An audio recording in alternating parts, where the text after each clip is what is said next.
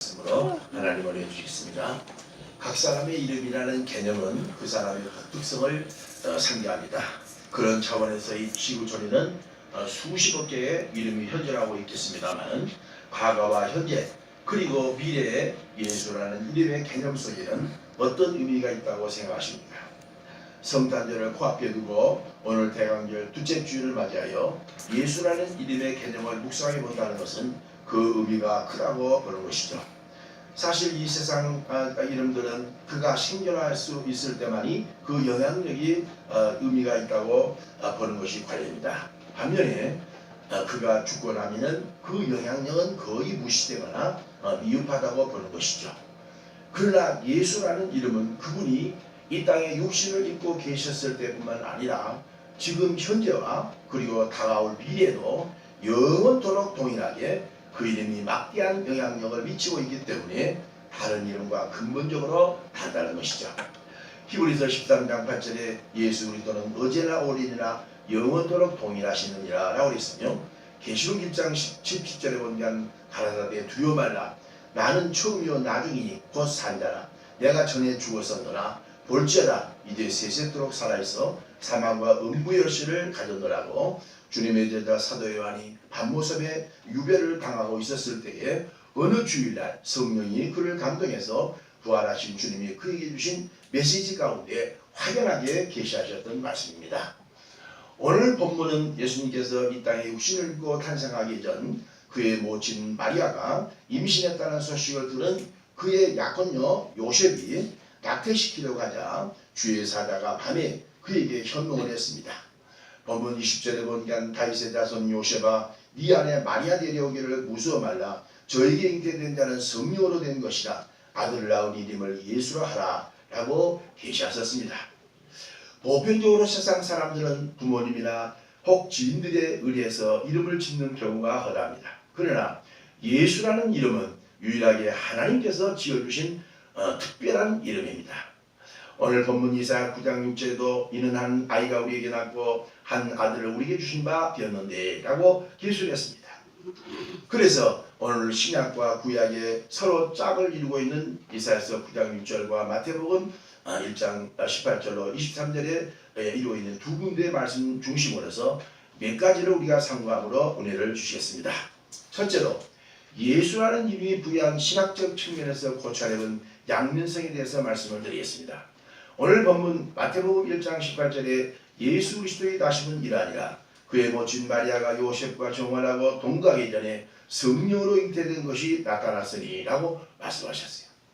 이 말씀 속에는 예수라는 이름이 부여한 두 가지의 독특한 양면성을 확연하게 제시해주고 있는데 그 첫 번째는 예수님의 인성과 두 번째는 예수님의 바로 신성이라고 봅니다. 이 두 가지 성품을 동시에 지신 유일하신 분이 예수십니다. 먼저 예수님의 인성인데요. 예수님은 완전한 인간이셨다는 것이죠. 예수님이 태어나실 때에 하늘에서 갑자기 떨어졌거나 또 땅에서 소환하신 분이 아니라 마리아라고 하는 요셉의 동정녀 즉 약혼녀와의 몸을 빌려 태어났다는 것과 주의 사자가 또 그녀의 약혼남을 부르실 때에도 다윗의 자손 요셉아라고 호칭을 썼다는 것은 예수님의 완전한 인간 되심을 입증하십니다. 구약 성경이나 신약 성경에 우리가 족보를 많이 찾아볼 수가 있는데요. 누구는 누구를 낳고 누구는 누구를 낳고 많이 찾을 수 있는데 그건 다 그 예수 족보입니다. 특히 예수님이 이와 같은 사람으로서 완전한 족보를 갖고 계셨던 인간이었음을 입증한 것이죠. 마태복음 1장 1절 말씀을 본문에 보니까 아브라함과 다윗의 자손 예수 그리스도이시라 라고 했는데 아브라함에게서 예수 그리스도까지 정확히 52대를 이어가는데 이것은 1년이 52주라고 하는 이와 같은 상징이요. 예수님은 이 땅에 실존한 인물이지 신하나 어떤 전생 나오는 인물이 아니라는 증거입니다. 로마서 1장 3절에 그 아들 예수로 말하면 육신으로는 다윗의 후손에서 나셨고 라고 사도 바울을 통해서 입증했지 않습니까? 예수님이 탄생하기 전 700년 전 이사야 선지자를 통해서 이사야서 11장 1절에 이새의 줄기에서 한 싹이 나고 그 줄 뿌리에서 한 가지가 나서 결실할 것이요 라고 예언했던 대로 이새의 이와 같은 8명의 아들들 중에서 제일 막내 아들 다윗의 후손 중에서 메시아라고 하는 그리스도가 탄생할 것이라고 했습니다. 그러므로 예수님의 부친 요셉이 다윗의 자손이라는 것이 역사적으로 족보에서 입증되었고요. 그의 조상 역시 아브라함의 후손이었다는 것이 확인된 까닭은 예수님이 그리스도 될 근거가 오직 인간의 후예였다는 것을 바로 입증해 하십니다. 이처럼 예수님이 완전한 바로 인간이셔야 그리스도 즉 기름 부은 자가 될 수밖에 없었던 이유는 인간의 모든 괴로움과 고통, 슬픔과 번민 그리고 피해를 겪으셔야 인간을 구원하실 수 있길 까닭입니다. 히브리서 4장 15절에 우리에게 있는 대제사장 예수님은 우리 연약함을 체결하신 자가 아니고 모든 일에 한결같이 우리와 시험을 받은 자로다 라고 히브리 기자 입을 통해서 증언했습니다. 예수님이 이 땅에 오셔서 가난과 질병으로 고통당했던 인간의 참상을 몸소 목격하셨고요. 정신적 스트레스를 당해 오는 외상 증후군 때문에 시달렸던 불쌍한 인생들을 바로 몸소 목격했고요. 또 자식을 잃고 슬퍼하는 이와 같은 한 여인의 이와 같은 고통을 몸소 치유하셨고 사랑하는 친구 나사로가 참 죽었을 때에 몸소 눈물로 이와 같은 겪으셨으며 또 풍랑을 만나 생사의 기로에서 방황과 갈등했던 현장을 몸소 목격하시도 하셨습니다. 더군다나 십자가에 달려 6시간의 중한 고통을 겪으실 때에 그의 육체적, 정신적, 영적 모든 시험과 고통을 말 그대로 기가 막힌 시험 그 자체였던 것입니다. 이런 인간으로서의 인간이 겪을 수 있는 시험을 몸소 겪으셔야 했던 이유는 인간의 모든 고통과 그리고 괴로움에서 구원하시기 위함이셨습니다. 히브리서 2장 18절에 시험을 받아 고난을 당하셨은즉 시험 받는 자를 능히 도우시느니라 라고 참 말씀하셨습니다. 다음으로 예수님은 신성 완전한 하나님이셨다는 것에 대해서 말씀을 드렸습니다. 오늘 본문 20절에 보면 저에게 잉태된 자는 성령으로 된 것이다 라고 요셉에게 현몽했던 주의 사자의 외친 대로 마리아가 예수님을 임신했던 것은 남녀의 그런 결합의 결과가 아니라는 말입니다. 처녀로서 그의 몸을 빌려 성태하였으며 다만 하나님의 성령으로 잉태했던 것이지 예수님은 완전한 하나님이셨다라는 그런 말입니다. 그래서 이사야서 7장 14절도 보라 처녀 아들 잉태하리니 처녀 아들 잉태하리니 라고 이렇게 말씀하셨고 또 로마서 1장 4절에도 보니까 성결의 영으로는 죽은 자 가운데 부활하여 능력으로 하나님의 아들로 인정이 되셨으니 곧 우리 주 예수 그리스도시니라 라고 했습니다. 그러므로 오직 예수만이 구세주 즉 구주가 될 수밖에 없음은 오직 그만이 하나님이셨기 때문입니다. 그 까닭에 다른 어떤 종교의 교주라도 구세주가 되실 수가 없습니다. 이유인즉 그들 교주들은 남녀의 결합을 통해 이 땅에 태어났던 인성만 가지신 분들이셨지 예수님처럼 남녀의 결합이 아닌 성령으로 잉태하신 완전한 전능하신 하나님은 아니셨기 때문입니다. 불교의 교주 석가도 정반왕이라고 하는 인도의 왕의 아들이었고요. 또 유교의 교주 공자나 또 이슬람의 교주 마호멧 역시 인간의 아들이셨을 뿐 예수님처럼 전능하신 하나님의 성령으로 잉태된 분이 아니었기 때문에 인간을 구원할 수 있는 구세주는 될 수가 없다는 말입니다. 그래서 내가 내 다른 종교를 폄하하는 것은 아니지만 불교는 불쌍한 종교라고 하고요. 유교는 유감스러운 종교라고 하고요. 이슬람은 이상한 종교라고 하고요. 또 무당들은 아주 무식한 자들이라고 하지 않습니까?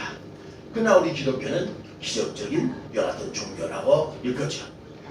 특히 요즘 이단들이 극성을 키우는데 신천지라고 하는 이단은 하나님의 교회라고 하는 이와 같은 교리 일만회가 자신만이 구세주라고 떠버리고 있으며 예수는 실패다라고 이렇게 역성을 부리고 있으며 그렇지만 그도 역시 남녀의 결합으로 태어난 인간이며 또 영생의 교주 조희성이나 제이메스교회 정명석이나 통일교회 교주 문선명이나 천부교회 교주 박대선 역시 다 인간이셨지 하나님이 결코 아니셨기 때문에 결코 구주가 될 수가 없는 것입니다. 그렇기 때문에 정통 기독교리는 예수라는 이름이 부여한 신학적 측면에서 두 가지의 성품, 즉 예수님의 인간과 인간성, 인성과 예수님의 하나님, 즉 신성을 동시에 믿어야지 그 중에 하나라도 부인하면 이단으로 추락된다는 것을 명심하라는 것입니다. 에집트에 가보면은 껍틱교라는 교회가 있는데요. 그 껍틱교회 집단들은 예수의 신성만 믿지 예수의 인성, 사람이라는 것은 전혀 믿지 않습니다. 이거 역시 이단의 묘하든 속한 것입니다. 빌립보서 2장 6절에 그런 근본 하나님의 본체시나 하나님과 동등됨을 취할 것을 여기지 아니하시고 오히려 자기를 비어 좋은 형체를 가져 사람들과 같이 되었고 사람의 모양으로 나타나셨다라고 사도 바울은 갈했죠. 요즘 시내 지하철역 주변이나 또 사람의 왕래가 빈번한 지역이면 틀림없이 이단들이 유인물을 배포하거나 또 무료 성경책을 준다는 구실로 순수한 교인들을 집요하게 유혹하는데 이런 이단들에 대해서 어떤 태도를 보여줘야 될까요? 성경은 요한이서 1장 10절에 보니까 누구든지 이 교훈에 가지지 않고 너에게 나아오거든 그를 너의 집에 들이지도 말고 인사도 말라. 만약 인사를 하면 그 악한 일에 참여하는 자니라 라고 사도 요한은 엄중하게 경고했고요. 사도 바울 역시 갈라디아서 1장 7절에 다른 복음은 없나니 다만 어떤 사람들이 너희를 요란하게 하여 그리스도의 복음을 변하게 하려 함이라. 그러나 우리나 혹 하늘로 본 천사라도 우리가 너에게 전한 복음 외에는 다른 복음을 전파하면 저주를 받을지어다 라고 그럴까지 아주 한마디로 센 소리 했습니다. 이런 추운 날씨에 수고하신다고 하면서 그들 유인문들을 받거나 또 성경책을 무료로 준다고 하면서 인사를 하게 되면 그들의 덫에 걸려들게 되거든요. 그리고 전화번호까지 가르쳐주면 이게 온갖 공간 협박을 하고 교회 부정적인 이미지만 집중적으로 공격해서 그들의 설득에 넘어가서 저주를 받는 경우가 허다하다는 것입니다. 그래서 예수님도 이 땅에 그토록 사랑이 많으셨으나 이단들에 대해서는 얼마나 잔혹하게 냉정하셨던지 마태복음 7장 15절 유명한 산상수훈에 가르치면서 거짓 선지자들을 삼가라. 양이 옷을 입고 너에게 나오나 속에는 노랗지라는 이다. 마태복음 7장 22절에 나보다 주여 주여 하는 자마다 다 천국에 들어가는 것이 아니라 내 아버지 뜻대로 향하는 자라 들어가리라. 나더러 내가 주의 이름으로 귀신도 쫓아내고 병도 고쳤나이다. 이 불법을 향한 자들아 내가 너와 상관없으니 내가 떠나가라 하면서 내가 너를 도무지 알지 못한다고 하면서 이렇게 단호하게 경계하라고 제자들 향한 이와 같은 산상수훈에서 결론 부분에서 강조해서 가르쳤었습니다. 둘째로 예수라는 이름이 부여한 본질적 정체성에 대해서 말씀을 드리겠습니다. 오늘 본문 마태복음 1장 21절에 아들을 낳은 이름을 예수라라. 이는 그가 자기 백성을 저희 죄에서 구원할 자신이다 하니라 라고 있습니다. 예수님이 이 땅에 오셨던 목적은 죄인들을 구원코자 오셨는데 만일 죄인들이 없어 의인들만 이 땅에 있었다면 오실 이유가 전혀 없으셨습니다. 만약에 예수님께서 이 땅에 오시지 않았다면 자기 백성들이 이 범죄한 결과 마귀에게 사로잡혀 멸망을 다 당할 수밖에 없었기 까닭에 수많은 선지자를 보내사 오시겠다고 하셨던 예수님께서 말씀대로 육신을 입고 이 땅에 오셔서 우리를 구원시킨 것이 바로 성탄절인 것입니다. 주전 1500년 전 하나님의 선민이라 일컫는 아브라함의 자손 이스라엘이 범죄한 결과 매국의 바로왕의 포로가 되어서 말로 형언할 수 없는 고통을 영원히 겪어야만 했습니다. 출애굽기장에 보니까 바로왕 밑에서 이스라엘 백성들이 농사 짓는 일과 그리고 흙리는 일과 온갖 그런 더피한 3D 깊이 운동을 그렇게 했던 것을 봅니다. 그때 하나님은 선민 이스라엘의 부르심을 들으시고 그들을 구원하기로 보낸 자가 있으니 그 사람이 모세였습니다. 하나님은 모세를 보내사 능력을 주어 60만 명이라는 자기 백성들을 호레에서 풀어주라고 9가지 바로 재앙을 애굽 천지에 내렸지만은 안악하고 황팡한 바로왕은 요지부동했습니다. 그런데 10번째 애굽 천지에 내린 재앙은 첫 아들 장자와 첫 짐승들을 죽이는 재앙 앞에 바로왕의 왕자도 죽고 애굽인의 모든 장자들이 죽자 바로는 정권 수호의 차원에서 이스라엘 백성들을 다 사망시켰습니다. 그러나 애굽 내에 있었던 이스라엘 60만 명은 애굽 땅에 살았음에도 불구하고 자신들의 장자들이 죽거나 또 짐승의 첫 새끼들이 죽는 재앙을 면케 해줬습니다. 그 까닭은 재앙이 닥친 그 전날 밤에 모세의 명대로 양을 잡아서 그 피를 그들의 문설주나 임방에 바랐기 때문에 여호와의 재앙이 그 피를 보면서 패소가 즉 6월 넘어갔다 해서 6월절이라 읽었지 않습니까? 이는 앞으로 우리를 구원하실 구세주가 어린 양으로 오셔서 우리의 죄를 대신해서 그 값을 지불해 주실 것을 예표한 오실 그리스도의 모형입니다. 설상화상으로 예수님보다 6개월 전에 탄생하셨던 구약의 마지막 선지자 세례요한은 예수님을 보자마자 성령으로 이렇게 외쳤습니다. 요한복음 1장 29절에 보라 세상 죄를 증거하는 하나님의 어린 양이로다 라고 했고요. 히브리서 9장 12절에 히브리자는 염소와 송아지 필요하냐고 오직 자기 피로 영원한 속죄를 이루사 단번에 성소에 들어가셨느니라 라고 바로 발표했습니다. 그러므로 하나님의 공의로우신 심판대 앞에서 죄의 대가로 그의 아들 독생자 예수를 바로 지불해서까지 저와 여러분을 구원시키기로 작정해 주셨으니 그 아들 예수를 찬양하고 감사해야 한다는 것은 성도의 당연한 도리라는 것이죠. 골로새서 3장 17절에 무엇을 하든지 말이나 일이나 다 주 예수 이름으로 하고 그를 힘입어 하나님 아버지께 감사라고 했고요. 빌립보서 2장 9절에 하나님이 그를 지극히 높여 모든 일에 뛰어난 힘을 주사 하늘에 있는 자들이나 땅에 있는 자들이나 땅 안에 있는 자들로 모든 무릎을 예수 이름에 꿇게 하시고 모든 입으로 예수 그리스도를 시인하여 하나님 아버지께 영광을 돌리게 하셨느니라 라고 했으며 데살로니가서 1장 12절에 우리 하나님과 주 예수 그리스도의 은혜대로 우리 주 예수의 이름이 너희 가운데서 영광을 얻으시고 너희도 그 안에서 영광을 얻게 하려 함이니라 라고 발표했습니다. 특히 우리가 호세아서에 보면은 이 호세아 선지자의 사랑하는 아내 고멜이라는 여자가 있었습니다.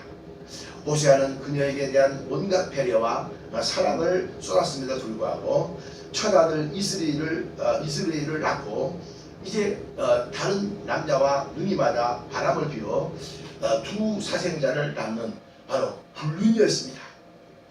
그럼에도 불구하고 호세아는 자기 곁을 떠나 다른 정부의 품 안에 놀아난 이 고멜을 잡기 위해서 하나님의 명령대로 은 15개와 보리 한 호멜 반이라는 거액을 값으로 지불하고 그녀를 정부의 품 안에서 다시 호세아의 요하던 품으로 인도하셨는데 이것은 바로 하나님이 죄인을 얼마나 사랑하신다라고 하는 요하던 노래입니다.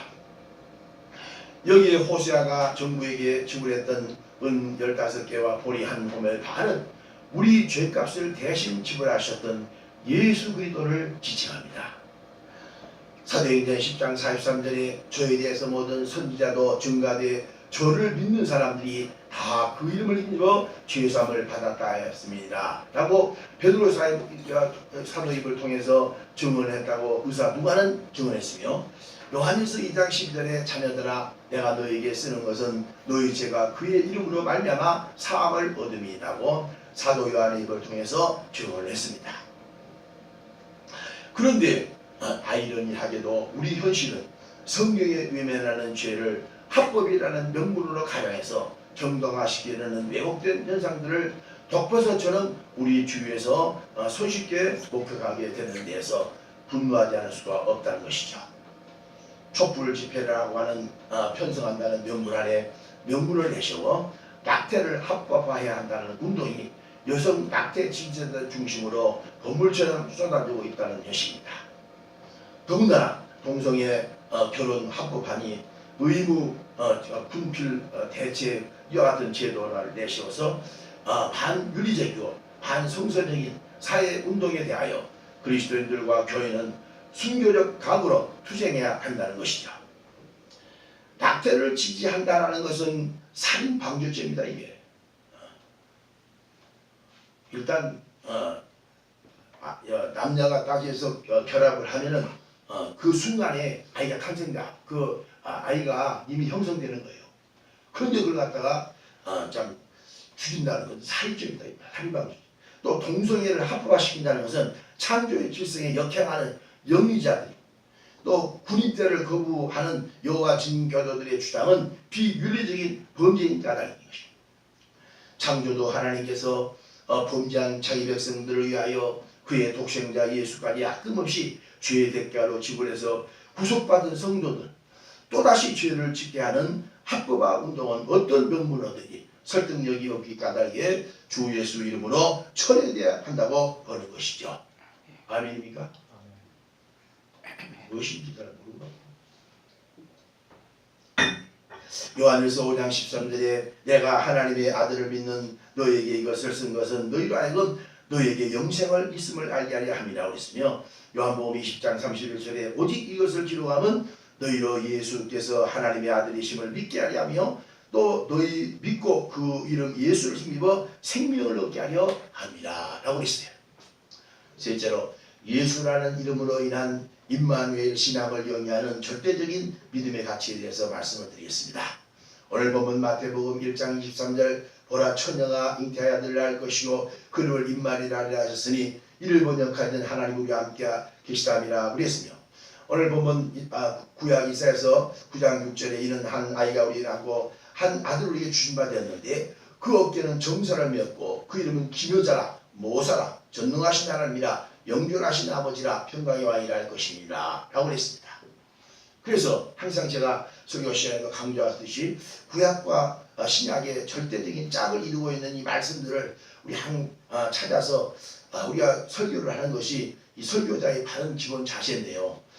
이 두 말씀은 서로 짝을 이루는 아주 절호한 이와 같은 사실인데, 하나님이 함께 하시는 임마누엘 신앙을 체험하면은 절대적인 6가지 믿음의 가치를 수반해야 된다는 것이죠.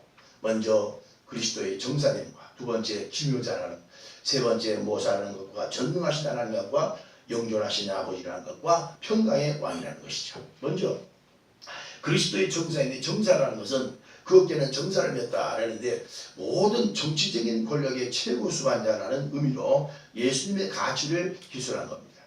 에베소서 1장 21절에 모든 정사와 권세와 능력과 주관하는 자와 이 세상뿐 아니라 오는 세상을 일컫는 모든 힘에 뛰어나게 하시고 또 만물을 그 발 아래 복종하게 하시고 그를 만물의 교회의 머리로 주셨느니라.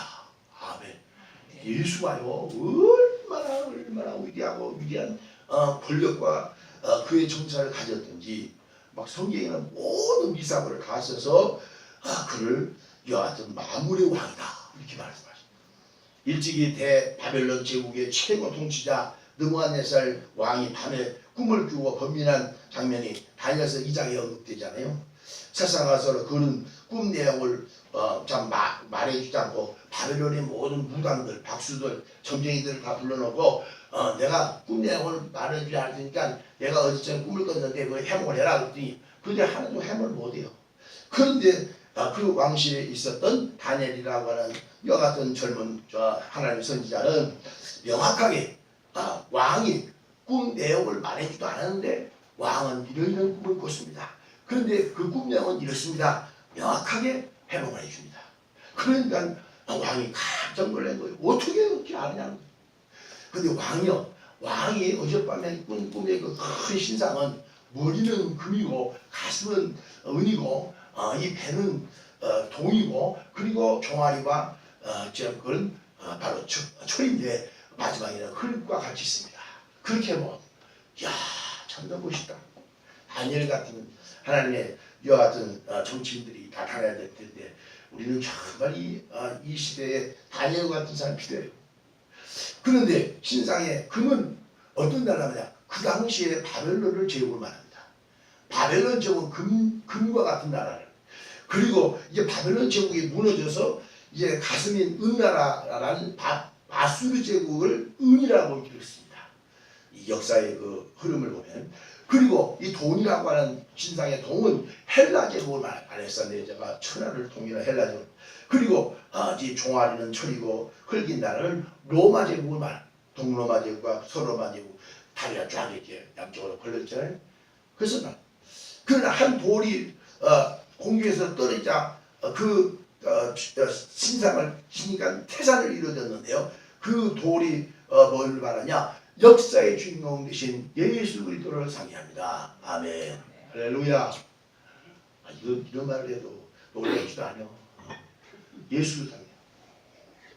그래서 베드로전서 2장 17절에 건축자들이 버린 돌이 모퉁이에 머릿돌이 되었다라고 하므로 예수님은 초대 장로들과 당시에 그를 반대한 바리새인들이 버린 돌이 오히려 성전의 모퉁이 돌이 되므로 교회의 머리라고 하는 의미요. 그 돌 대신 예수님은 한 나라의 흥망성쇠와 개인의 생사복을 준하신 절대 주권자라는 의미가 되는 것입니다.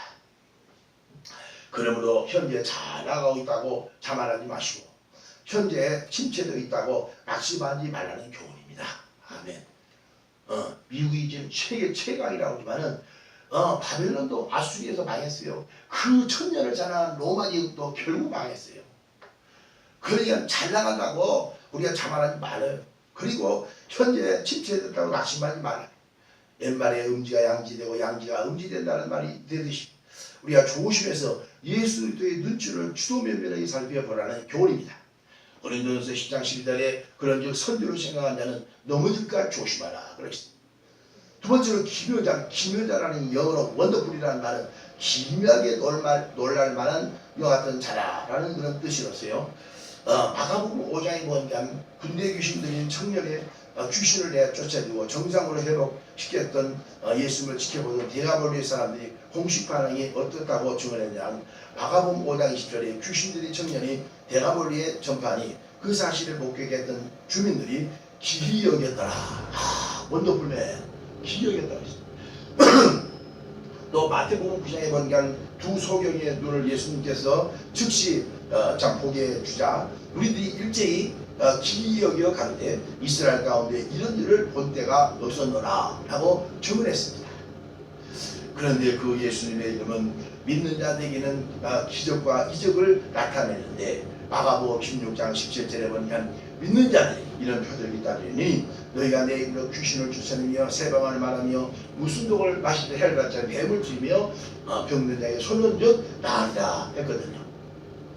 그래서 사도행전 3장에 보니까 성령 충만했던 초대교회 수장 베드로 목사님이 성전 비문에 나면서 안진병이 된 자가 구원하고 있을 때 내게 금과 은은 없지만 내게 있는 것으로 내게 주노니 나사렛 예수님으로 걸어라 했더니 그가 발과 발목에 힘을 얻고 하나님께 영광을 돌리며 걷기로 뛰기도 했다고 했습니다. 할렐루야.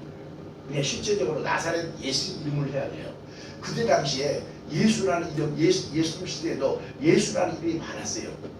박재영이라는 이름을 갖다가 인터넷에 검색했는데 59명이더라고. 내 이름이 59명. 옛날엔 그게 없었어요. 근데 내 이름이 그렇게 많더라고. 그러니까 내 고향이 뭐냐, 내 고향 이름을 말해주면서 박재영을 해야 돼요. 그러니까 예수님의 고향 어디요? 나사렛이요. 나사렛. 그러니까 나사렛 예수 이름을 해야 돼요. 그때 당시에 예수라는 이름이 참 많았다는 게 아니에요. 여호수아라는 이름에서부터 분류된 예수라는 이름이 많았어요. 그러니까 사도 베드로가 나사렛 예수 이름으로 명하노니 발과 내가 몇 대에 명한다 하면서 그것을 보게 돼요. 그러니까 나사렛 예수 이름 꼭 쓰세요. 할렐루야. 이를 후에 기이 여겨 모인 장로들과 당시에 대했던 날 앞에서 베드로 이렇게 증언합니다. 사도행전 3장 16절에 그 이름, 즉 예수, 그 이름이 믿음으로 그 이름이 너희 보고 아는 사람들을 성하게 하였나니 예수로 말미암아 믿음이 너희 모든 사람 앞에서 이같이 완전히 낫게 하신다니라 이렇게 말씀하셨습니다. 할렐루야. 그 이름 누구요? 예수. 할렐루야. 나사렛 예수. 다 같이 나사렛 예수. 나사렛 예수. 나사렛 할렐루야. 어설픈 예수가 아니오. 나사렛 예수가 나사렛. 고향이 나사렛이 나사렛 예수입니다. 그래서 이게 다음으로 모사입니다. 모사라는 것은 깨달음의 지혜를 상기하는 것으로서요. 예수님은 그의 깨달음과 지혜가 극치에 이르시는 분입니다. 잠언서 24장 6절에 승리는 모사의 많음에 있느니라 그랬고, 잠언서 15장 20절에 모사가 많으면 경영이 성립하느니라 그랬습니다. 예수님의 가르치심과 그 교훈의 깨달음은 가히 놀랄 만한 정도로 서프라이즈한 그 자체였다는 것이죠. 그 결과 마태복음 5장 6장 7장에 예수님의 산상 두 수훈을 듣고 난 제자들의 반응은 어떻다고 증언했습니까? 마태복음 10장 28절에 예수께서 이 말씀을 마치심에 우리들이 그 가르치심에 놀라니, 서프라이즈, 놀랬다고 했습니다. 입이 딱 벌어져. 그리고 이를 가르치신 것이 권세 있는 자 같고 저희 서기관들과 같이 아니라라고 했습니다. 아무리 내가 설교를 이렇게 심혈 기를 애치지만은 설교에 모사 즉 깨달음이 없기 때문에 졸린 사람도 있고 참 그런 것을 볼 때 설교자의 사이함을 느낍니다만은 서프라이즈, 좋다 하면서 요즘에 나오더만. 할렐루야. 설교 들을 때 좋다 그 소리가 나와야 돼요. 여러분 맛있는 음식을 먹을 때는 좋다 하면서 소리 나면서 이 설교 말씀을 들으면 좋다 소리가 나느니 이게 우리 자신이 얼마나 지금 영적 상태가 그런가 정면을 보라는 것이죠. 시편 119편 24절에 다윗은 주의 증거는 나의 즐거움이요 나의 모산이다 라고 이렇게 수레했지 않습니까? 할렐루야. 다음으로 전능하신 하나님이십니다. 히브리서 1장 2절에 이 모든 날 마지막의 아들을 우리에게 말씀하셨으니 이 아들 예수로 말하면 만유의 우선으로 세우시고 또 저로 말미암아 모든 세계를 지으셨느니라 라고 했습니다. 요한복음 1장 2절에 그가 즉 예수가 태초에 하나님과 함께 계셨고 만물이 그로 말미암아 지음바 됐으니 지은 것이 하나도 그가 없이 된 것이 없느니라 그랬어요. 천지만물을 예수님께서 하나님과 함께 성령 안에서 만드셨기 때문에 만일 고장났을 때에는 그분 예수님만이 하나님 안에서 고칠 수 있다는 것을 믿으시길 바랍니다. 자동차가 주행 중 고장났을 때 그 자동차를 만들었던 자는 반드시 고쳐 사용할 수 있듯이 사람도 자연도 고장나서 병들었다고 죽었거나 할 때 그때 예수님만이 고치고 다시 살릴 수 있다는 겁니다. 그 결과 예수님은 어디 가든지 병든 자를 고치셨고 죽은 자들을 살리셔 주위 분들의 눈물을 근본적으로 닦아주셨지 않습니까?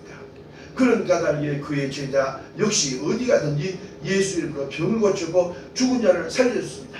요한 사도행전 9장에 보면 욥바의 다리다라는 여제자가 있었죠. 그는 평소에 가난한 과부들의 소금과 고도를 손수 기쌈질을 해서 무료로 입혔던 자선가였습니다. 그런데 그녀가 죽었어요. 그러니까 과부들이 생전에 이 다비다의 속옷과 겉옷을 입은 것을 갖다 놓고서 슬피 울고 있을 때 하나님은 이 다비다를 살리기 위해서 베드로 목사님을 욥바에서 부르신 거예요. 그리고 욥바에서 이곳에 도착한 다비다를 향해서 다비다야 예수 이름으로 일어나라 하시니 그가 눈을 떠서 베드로를 보고 앉게 하사 살리심으로 그의 조목들의 눈물을 근본적으로 닦아주셨습니다. 할렐루야. 그분이 전능하신 예수님이십니다. 다음으로 영존하신 아버지가 있습니다. 영존이라는 말은 영원히 죽지 않고 살아 계셔서 존재한다는 지존자라는 그런 의미인데요. 마태복음 18장 20절에 볼지어다 내가 끝날 때까지 항상 있으리라고 승천하실 때 마지막 고별사를 통해서 예수님께서는 제자리 약속하셨습니다. 히브리서 13장 6절에 그러므로 우리가 담대히 가로되 주는 나를 돕는 자시니 내가 무서워 아니하겠노라 내가 과연 너희를 버리지 아니하고 너희를 떠나지 아니하리라 했습니다. 우리는 가끔 하나님의 사랑을 의심해서 낙심할 때가 있습니다. 하나님이 내 사정과 형편을 모르고 계실 거라는 의심이죠. 그러나 예수님은 우리가 겪고 있는 큰 사정이든지 작은 형편이든지 막론하고 돌보시며 불쌍히 여겨주시는 영존하시는 아버지심을 믿으시기를 바랍니다. 할렐루야. 그 손쉬운 예로 보여줬던 비유의 가르침이 요한복음 10장에 언급했던 목자와 양의 비유예요. 푸른 초장에서 양떼들이 꼴을 먹거나 쉬고 있을 때에도 목자들은 항상 양떼 곁을 떠나지 않고 온갖 맹수떼들의 습격에서나 낮의 해와 밤의 달이 해치 못하도록 지켜 보호해 주시는 선한 목자가 예수님이라는 것이죠. 그래서 요한복음 10장 20절에 내가 내 음성을 들으며 나는 저희를 알며 저희는 나를 따르느니라. 내가 저에게 영생을 주노니 영원히 멸망치 아니할 터이요 또 저희를 내 손에서 빼앗을 자가 결코 없느니라. 저희는 내 손에서 내 아버지는 만유보다 크심에 아무도 내 손에서 빼앗을 수가 없다라고 있습니다. 다음에 끝으로 평강의 왕입니다. 창세기 14장에 보면은 믿음의 조상 아브라함이 조카 롯이 소돔왕의 5개국의 공격을 받아 포로로 끌려갔다는 슬픈 소식을 듣지요. 그때 자기 집에서 길르고 연습한 318명의 군사들을 이끌고 5개국의 이와 같은 왕들과 부딪히고 포로 잡혀 있던 그의 조카 롯과 그의 재물들을 다 모조리 되찾아 왔습니다. 그때 갑자기 되돌아오는 도중에 살렘왕 멜기세덱이 아브라함에게 떡과 포도주를 주고 먹고 마신 후에 아브라함이 수돔성에 되찾아온 절품 중에서 10분의 1을 멜기세덱에게 바쳤다고 했습니다. 그런데 이 살렘왕 멜기세덱은 히브리 기자입을 통해서 어떻게 변정합니까? 이분이 바로 예수 그리스도, 오실 예수 그리스도라는 것입니다. 히브리서 7장 2절에 그 이름을 번역한 데는 첫째로 의의 왕이요, 두 번째는 살렘왕이니 평강의 왕이요 아비도 없고 어미도 없고 족보도 없다 이렇게 말씀하셨어요. 그래서 히브리자에 통해서 아브라함에게 만났던 왕은 오실 예수 그리스도를 예표했는데 그는 살렘 왕이라고 했듯이 평강의 왕이라고 하는 의미입니다. 예수님이 탄생하실 때 소박한 베들레헴 굴에서 밤중에 양을 치던 목동들에게 천사가 찾아와서 전해준 메시지도 주님은 평화의 왕이시라는 것이 아니었어요. 천사가 가로되 두려워 말라 보라 내가 온 백성의 며칠 큰 기쁨의 좋은 소식을 너희에게 전하라. 오늘날 다윗의 동네에 너희를 위하여 구주가 나왔으니 곧 그리스도 출신이라. 주 피로 본 곳에서 하나님의 영광이요 땅에서는 기뻐하심을 입는 사람들 중에 평화로다 하니라. 아멘. 할렐루야. 오늘은 성탄절을 한 달 앞둔 대강절 둘째 주일로서 이 땅에 오신 그리스도 참 그 이름 예수에 대해서 상고할 기회를 주셨습니다. 예수라는 이름의 신학적 측면에서의 부여한 인성과 신성을 균형 있게 갖추시고 이 땅에 오셨던 구주님을 바로 알고 믿어야 되겠습니다. 더군다나 예수라는 이름이 부여한 본질적인 정체성인 구세주임을 깨달아 그 이름으로 하나님께 영광을 돌리고 하나님이 함께 하시는 믿음의 가치가 일컫는 그의 정서와 그의 기묘성, 모서와 전능성, 영존성 그리고 평강을 나의 참된 삶의 지표로 삼아 그 이름 예수의 가치를 회복시켜드리는 계기가 될 수 있기를 주 예수 그리스도의 이름으로 간절히 축원합니다.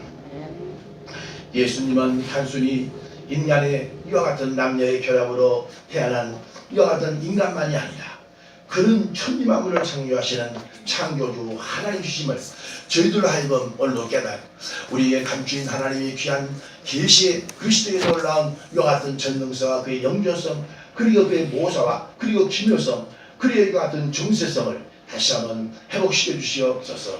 그래서 우리가 예수를 예수답게 깨닫고 이 험한 세상에서 예수의 진정한 이와 같은 사도요 또한 우리의 대변자로서의 주어진 역할을 아버지가 바로 감당할 수 있는 소금과 빛된 사명 감당케 하옵소서.